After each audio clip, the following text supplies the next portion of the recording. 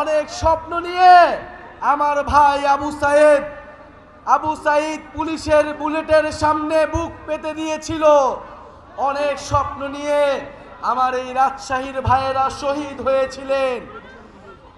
আমাদের স্বপ্ন ছিল না কেবল শেখ হাসিনার পতন, আমাদের স্বপ্ন ছিল একটি নতুন বাংলাদেশ, সংস্কারের মাধ্যমে বাংলাদেশের পুনর্গঠন। কিন্তু বন্ধুগণ, দুঃখের কথা, 5ই আগস্টের পরে নানান শক্তির ষড়যন্ত্রে সংস্কারের পথ রুদ্ধ হয়েছে। বন্ধুগণ, আমরা স্বীকার করে নিচ্ছি আমাদের ভুল হয়েছিল, আমাদেরও সীমাবদ্ধতা ছিল, কিন্তু আজকে আমরা আপনাদের সামনে শপথবদ্ধ, এই ভুল আমরা আর করব না, আমরা আর সুযোগ দিব না। যারা এই গণ অভ্যুত্থানকে, যারা এই সংস্কারের যাত্রাকে ব্যাহত করার চেষ্টা করছে, বাংলাদেশের জনগণ তাদেরকে কোনোদিন ক্ষমা করবে না। প্রিয় বন্ধুগণ, 5ই আগস্ট 2024-এ আমাদের লক্ষ্য ছিল ফ্যাসিবাদের পতন। এবার আমাদের লক্ষ্য হচ্ছে বাংলাদেশের পুনর্গঠন। প্রিয় বন্ধুগণ, 5ই আগস্ট আমাদের লক্ষ্য ছিল গণভবন, এবার আমাদের লক্ষ্য হচ্ছে জাতীয় সংসদ ভবন। আমরা গণভবন জয় করেছি, এবার জাতীয় সংসদকে আমরা জয় করব। ইনশাআল্লাহ জাতীয় সংসদে তরুণদের অভূতপূর্ব বিজয় উদযাপিত হবে সামনের নির্বাচনে। কিন্তু তার আগে কথা আছে, নির্বাচনের আগে অবশ্যই সংস্কারের সুরাহা হতে হবে, বিচারের সুরাহা হতে হবে।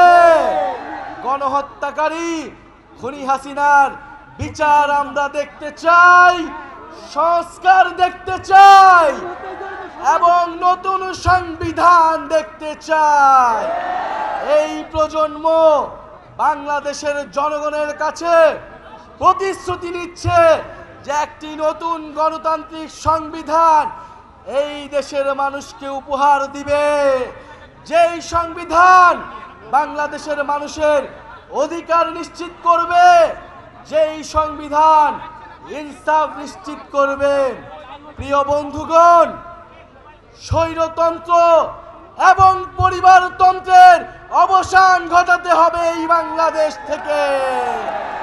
মেধা এবং যোগ্যতার ভিত্তিতে আমরা নতুন রাজনীতি এবং নতুন বন্দোবস্ত গড়ে তুলব। প্রিয় বন্ধুগণ, যারা জুলাইকে সংবিধানে জায়গা দিতে চায় না, যারা জুলাইকে কোনো আইনি কাঠামোতে জায়গা দিতে চায় না, তারা মুজিববাদের ফেরার রাস্তা তৈরি করতে চায়।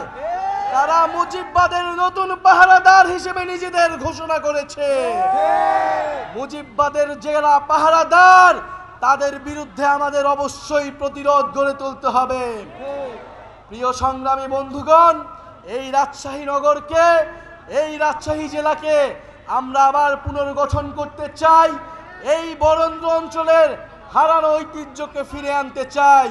রাজশাহীতে কর্মসংস্থান থাকবে, রাজশাহীতে শিক্ষা থাকবে, রাজশাহীতে চিকিৎসা থাকবে, রাজশাহীতে শিল্পের বিকাশ ঘটাতে হবে।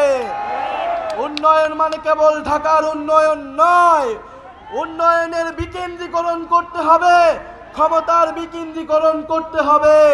এটার জন্যই সংস্কার, এটার জন্যই আমাদের নতুন দেশ, এটার জন্যই জুলাই পদযাত্রা।